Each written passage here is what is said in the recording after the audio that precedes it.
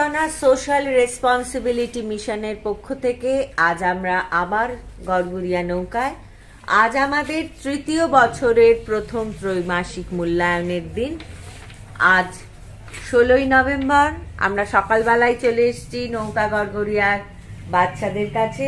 আজ ওদের অঙ্ক, বাংলা, ইংরেজি পরীক্ষা। সেই পরীক্ষা শুরু হয়ে গেছে। প্রথমে পরীক্ষা দেবে ওরা অঙ্কের পর ইংরেজি, তারপর বাংলা। আপনারা জানেন সুচেতনা সোশ্যাল রেসপন্সিবিলিটি মিশন বিগত কয়েক বছর ধরে গড়গড়িয়া নৌকার শিশুদের নিয়ে কাজ করছে।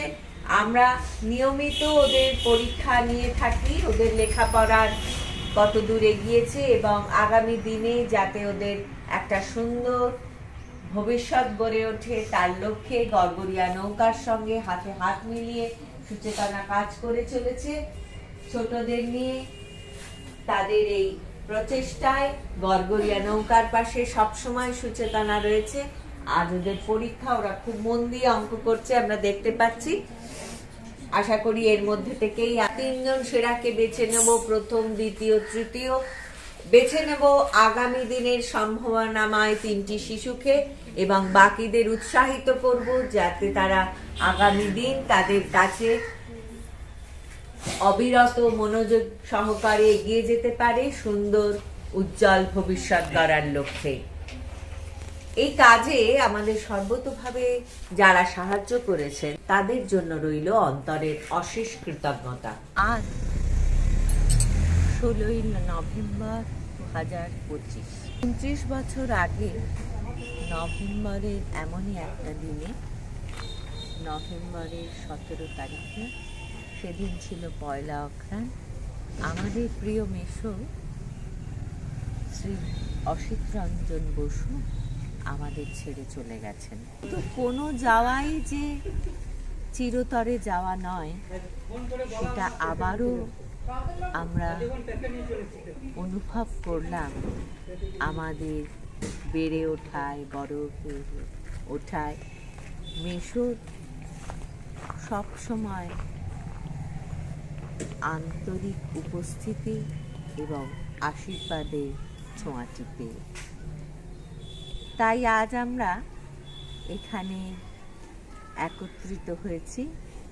আজ আমরা শ্রদ্ধার সঙ্গে, ভালোবাসার সঙ্গে আমাদের প্রিয় মেসোকে স্মরণ করব।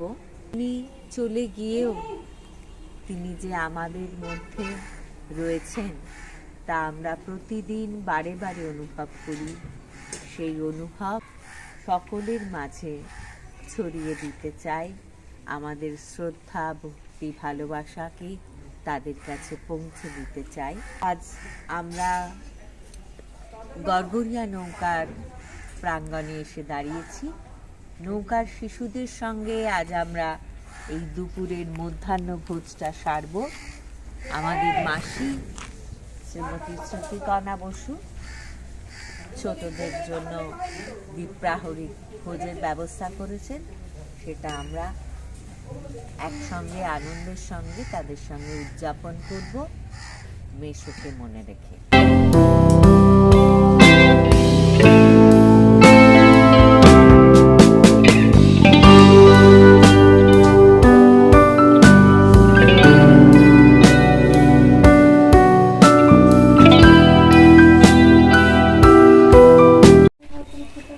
আমরা দেখতে পাচ্ছি বাচ্চারা খুব মন দিয়ে পরীক্ষা দিচ্ছে। ওদের অঙ্ক পরীক্ষা হয়ে গেছে, এখন ওদের ইংরেজি পরীক্ষা শুরু হয়ে গেছে।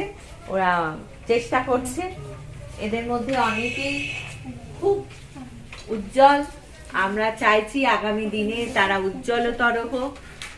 আজকে এমন দিনে আমাদের সঙ্গে রয়েছে ডক্টর পম্পা দে। তিনি কলকাতা থেকে আমাদের সঙ্গে এসেছেন। আমাদের প্রিয় পম্পাদিও দেখছি অঙ্ক খাতা দেখায় ব্যস্ত। তিনি একজন স্ত্রীরোগ বিশেষজ্ঞ। তার মতো মানুষকে আজকে আমাদের মধ্যে পেয়ে আমরা অত্যন্ত আনন্দিত, খুশি। সুচেতনার পক্ষ থেকে ডক্টর পম্পাদের জন্য, আমাদের প্রিয় পম্পাদির জন্য রইল অশেষ কৃতজ্ঞতা ও আন্তরিক অভিনন্দন। সবাই পড়াশোনা করতে ভালো লাগে বলে আসো, তাই তো? তাহলে প্রথম কাজ একটা কাজ করবে, সেটা হচ্ছে স্কুলে যতক্ষণ থাকবে, যেহেতু এখানে বাংলায় পড়ানো হয় আর ইংরেজি শেখানো হয়, নিজেদের মধ্যে ভাষাটা তোমরা বলো, সেটা না বলে স্কুলের মধ্যে বাংলায় কথা বলার চেষ্টা করবে। আমরা এই যে এত তাড়াতাড়ি কথা বলছি, তোমরা তো মানে বুঝতে পারছো? বুঝতে পারছো যেটা বলছি, মানেটা বুঝতে পারছো? তাহলে যদি বুঝতে পারছো তাহলে বলার অভ্যাস করতে হবে।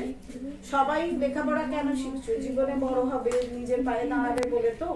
তাহলে শহরে বেরোতে হবে, আর শহরে বেরোতে হলে ওই বাংলা বা ইংরেজি কথাটাই শিখতে হবে।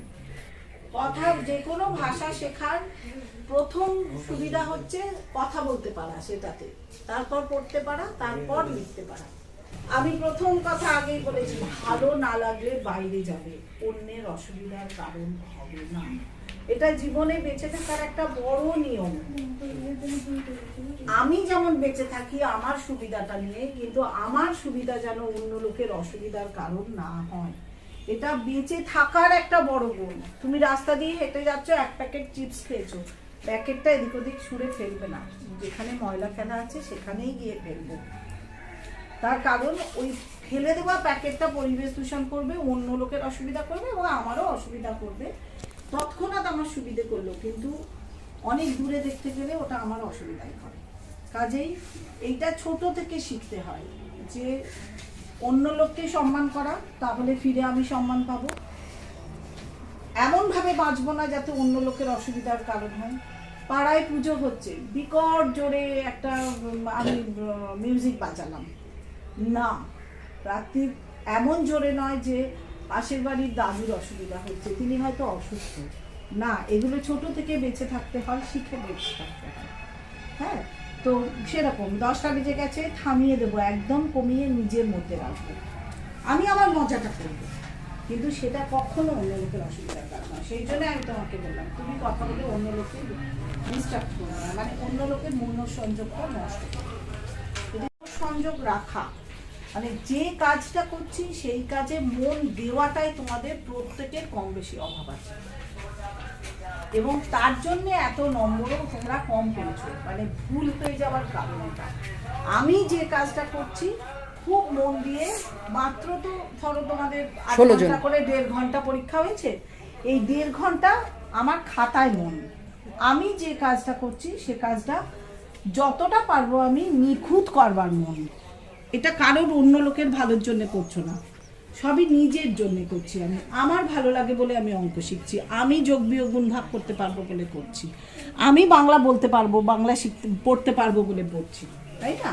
আমি ইংরেজি পাঠ করতে পারবো বলে বলছি, কারোর কোনো উপকার করছি না। তাতে ভুল কম হবে। এই যে পরীক্ষা দিতে বসে অন্যমনস্ক করছো না, তাতে এইটা হচ্ছে শেখা, আমি শেখার জন্য করছি। আর একটা হচ্ছে পরীক্ষায় নম্বর পাওয়া।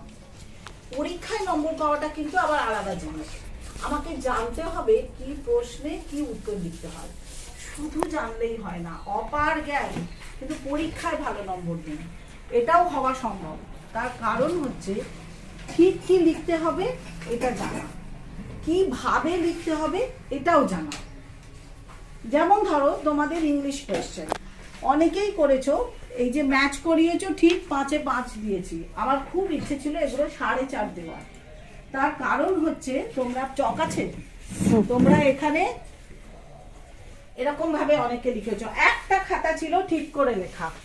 ধরো এই যে হট কোল্ড এটা লিখছো তো, সবাই এইটা অন্তত ঠিক লিখেছো, অন্য কোথাও ভুল লেখো আর না লেখো। হট কোল্ড লিখেছো, এটা এরকম টেনে টেনে লিখবে না। কোয়েশ্চেনে তো তোমার এলোমেলোই লেখা আছে, ক্রস ক্রস করে লিখবে না। তুমি যখন আনসার লিখছো হটের সঙ্গে কোল্ড লিখবে, দেখতে সুন্দর লাগে, ছবির মতো নিজেরও মনে থাকে। তার সঙ্গে লিখলাম স্মল, আর এখানে লিখলাম তোমার লার্জ, আর এখানে লিখলাম উইক। এরকম করে এরকম লিখলাম, আবার এরকম লিখলাম, দেখো কোনটা দেখতে ভালো লাগছে। পেট নিয়ে কিছু লিখেছে, পেট মানে কি কে কে জানো? হ্যাঁ, পোষা, পাখি যাই খাক তাকে বলে পেট, পিইটি পেট। এই জানো না শব্দটা মানে জানো না বলেও লিখতে পারোনি, না হলে কিছু কিছু লিখতে পারতে হবে। এটা হচ্ছে প্রথম অসুবিধা হচ্ছে। এবার ক্যাট নিয়ে যে লিখেছে সে সব থেকে ভালো লিখেছে, কিন্তু আই হ্যাভ এ পেট না লিখে I have a pet cat, তাহলে প্রথমেই বোঝা গেল যে তুমি একটা বিড়াল পেয়েছো। তাহলে ওটা আরো সুন্দর হবে যে তুমি একটা বিড়াল নিয়ে কিছু মাই পেট বারবার লিখতে হয়। প্রোনাউন, প্রোনাউন কাকে বলে জানো? ছেলেদের হি এরকম বলে, মেয়েদের আমার খাতা কেজো হার বলে। বারবার লিখতে গেলে ইট ইটস এরকম, বুঝতে পেরেছো? তাহলে ওটা আরো শুনতে। তাহলে এবার পেট মানে জানা হয়ে গেল। সন্ধ্যেবেলা বাড়ি গিয়ে এই কোয়েশ্চেন পেপারটা নিয়ে বসবে, কোথায় কোথায় ভুল হয়েছে বলে দেওয়া হলো, চেষ্টা করবে আবার লিখতে, এবং পরের দিন যে ইংলিশ ক্লাস হবে সেখানে আবার মাস্টারমশাইকে একটু দেখিয়ে নেওয়া, নীলমণি বা মাস্টারমশাই যিনি আসবেন তাকে দেখিয়ে নেওয়া যে আমার ভুল হওয়ার পরে আমি এইটা আমার লিখেছি। পেটটা নিয়ে কেউ লিখতে পারোনি, একজন কুকুর নিয়ে লিখেছে আর একজন বিড়াল নিয়ে লিখেছে। এইটা একটু আরো লিখতে চেয়েছিল, my pet's favourite food is fish, তাই তো? যদি অত শক্ত কথা না মনে থাকে সোজা করে লিখবি যে ইট লাভস ফিশ। এটা আরেকটা অভ্যাস, যেদিন পরীক্ষা হবে বাড়ি গিয়ে সেদিনই, কারণ পরে ভুলে যাবে আমি কি বললাম ওসব মাথা থেকে বেরিয়ে যাবে। কাজেই বাড়ি গিয়ে এই কোয়েশ্চেনটাই আবার করবার চেষ্টা, নিখুঁত করে করবার চেষ্টা, যতটা পারা যায় নিখুঁত। তার জন্য দরকার হলে বইটা খুলে একটু পড়তে হবে আবার। যেমন অনেকেই লিখেছে আমি কবিতা লিখি, আই রাইটস পোয়েম, এগুলো তখন ওইখানটা ঝালাই হবে যে আই রাইটস হয় না, থার্ড পারসন সিঙ্গুলার নাম্বারে এস বসে। এগুলো অনেক ডিটেল, এগুলো বারবার প্র্যাকটিস করতে হবে। তো ন্যাশনাল সংটা কি সেটা কেউ জানো? না, জনগণমন ন্যাশনাল সং নয়, বন্দে মাতরম। বন্দে মাতরম কে লিখেছিলেন? বঙ্কিমচন্দ্র চট্টোপাধ্যায়, ঠিক তো? আর ন্যাশনাল অ্যানথেম হচ্ছে জনগণমন, লিখেছিলেন রবীন্দ্রনাথ।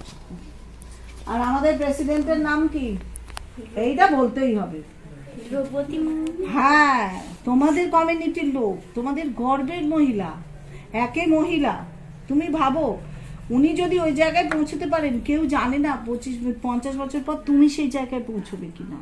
স্বপ্ন সবসময় বড় করে দেখতে হবে, তাই না? কথায় লিখতে বলা হয়েছে এরকম একটা শব্দ, কোনো একটা এরকমকে বলা হয়েছে কথায় লিখতে। এইটা কি তোমরা জানো? তো একক, দশক, শতক, হাজার, লক্ষ, এই যে আমরা বলি, এইটা হচ্ছে দশমিকের এদিকে। একক, দশক, শতক, হাজার, বুঝেছো? এটা এদিকে বাড়ে। দশমিক হয়ে গেলে আর একক, দশক, শতক, হাজার নয়, এটা একদম মাথায় ঢুকি নাও। দশমিকের পরে সংখ্যা আলাদা আলাদা আলাদা আলাদা, তাতে 100টা সংখ্যা বসানো থাকলেও আলাদা করেই বলতে হবে। ধরো 0. এখন এই যে শোনো না, ন্যানো, মাইক্রো, সেগুলো তো দশমিকের পরে শূন্য আসবে। হ্যাঁ, তাহলে আমাকে ওটা বলতে হয়, ধরো 4টে শূন্যর পর 1 আছে, বলতে হবে 0.000001। হ্যাঁ, এরকম করে বলে যেতে হবে। 100টা যদি থাকে ওই 100টা 99টা শূন্য বলতে হবে, 99 বা শূন্য উচ্চারণ করতে হবে। আমি একসাথে বলতে পারবো না।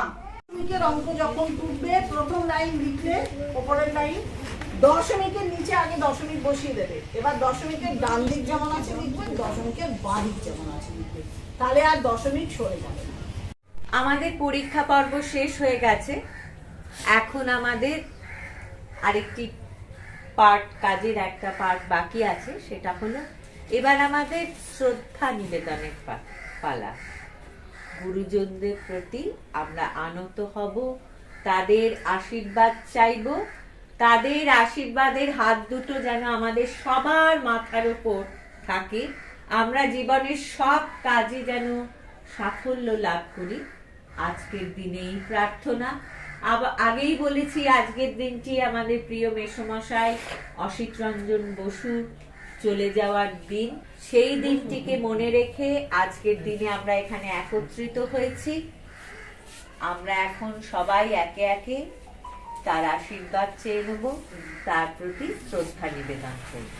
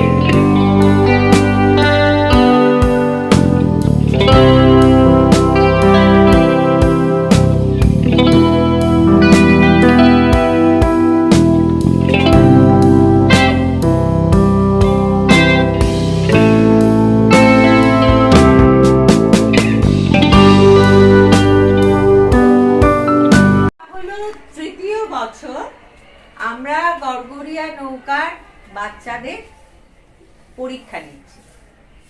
আমরা প্রায় 4 বছর আগে শুরু করেছিলাম অন্যরকম কাজকর্মের মাধ্যমে, একটা মিড ইভিনিং মিলের ব্যবস্থা ছিল। তারপরে আমরা দেখলাম যে বাচ্চাদের লেখাপড়াটা কিভাবে চলছে বা কতটা তোরা এগোলো বা কে কোথায় ল্যাক করছে বা পিছিয়ে আছে সেটা বোঝার জন্য আমরা লেখাপড়ার দিকটাতে একটু গুরুত্ব দিলাম। তখন থেকে যে পরীক্ষা পদ্ধতি শুরু হয়েছে সেখানে যারা প্রথম হতো হয়তো অতি কষ্টে 45% বা 50-52% নম্বর তাদের আমরা দিতে পারতাম, কারণ তারা তখন ওইটুকুই তারা সঠিকভাবে উত্তর করতে পারত। কিন্তু দিন এগিয়েছে, অনেক ভাবে পরীক্ষা নিরীক্ষায় সুচেতনাও ভাবনা চিন্তা করেছে। তাতে এখন যারা প্রশিক্ষক আছেন, যারা শেখাচ্ছেন, তাদের সঙ্গেও আমরা বারবার কথা বলেছি, ভিন্ন পদ্ধতি তারা কাজে লাগিয়েছেন। তাতে দেখা যাচ্ছে সব বাচ্চারাই নিজেদের আগের জায়গা থেকে ফিরে হলেও একটু একটু করে উন্নতি করছে। বিশেষ করে যারা ভালো করছে তারা তো বেশ অনেকটা ভালো, আর যারা পিছিয়ে আছে তাদেরও আমরা বলবো তারাও আগামী দিনে যাতে ভালো করতে পারো তার জন্য লেগে থাকো।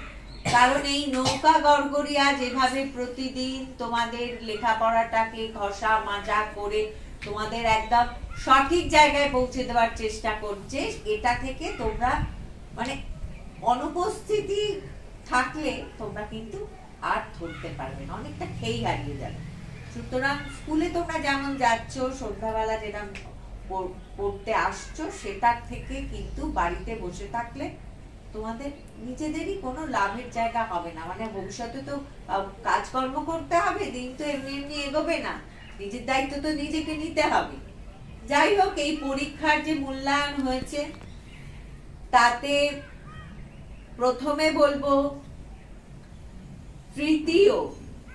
আজকের তৃতীয় স্থান লাভ করেছে 60% নম্বর পেয়ে বিষ্টু দাস। কোথায় বিষ্টু?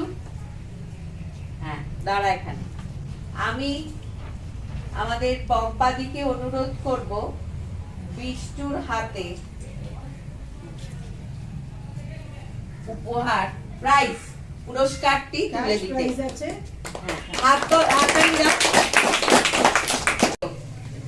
দ্বিতীয় হয়েছে, ওরা সবাই জানে, রূপালী কিসকু। হাততালি জোরে। রূপালী কিসকু। রূপালীকে আমি যখন প্রথম আসি একদম ছোট্ট দেখি, এখন তো রূপালী অনেক বড় হয়ে গেছে। রূপালী খুব লক্ষ্মী মেয়ে। আগের বার রূপালীর বাংলা খাতা দেখে আমার তো ভেতরটা একদম নড়ে গিয়েছিল। আমি লিখতে দিয়েছিলাম তোমার প্রিয় মানুষ, লিখেছিল আমার মা। পরে আমি শুনলাম রূপালীর মা নেই, ও এত সুন্দর করে লিখেছিল। রূপালী অনেক বড় হোক। আজকেও রূপালীর খাতা আমি দেখেছি। রূপালীকে সবসময় আমরা এই আশীর্বাদ এবং সবাই আশীর্বাদের হাতটি ওর মাথায় রাখুন। রূপালী পেয়েছে 72% নম্বর। পুরস্কার দেবে ডক্টর পম্পা দে, আমাদের প্রিয় পম্পা দি। রূপালী ভবিষ্যতে আরো অনেক অনেক ভালো করুক। প্রথম যে হয়েছে তার থেকে কিন্তু আমাদের অনেক অনেক আশা, অনেকটা আশা করছি। সে পেয়েছে 82.6%। আমরা এটাকে 90%-এর ওপরে, তার থেকে আমরা সব সময় প্রত্যাশা রাখলাম আগামী দিনে সে আরো অনেক অনেক ভালো করুক। সে আর কেউ নয়, আমাদের সবার প্রিয় শিবম দাস। শিবমের জন্য একটা জোরে হাততালি। শিবমের হাতে পুরস্কার তুলে দিচ্ছে। প্রথম পুরস্কার ডক্টর পম্পা দে, আমাদের প্রিয় পম্পা দি। আমাদের আজকে তো এরপরে ভোজনের পর্ব আছে, সেটা আমরা সমাপন করব। তোমরা একটু বসো। Thank you.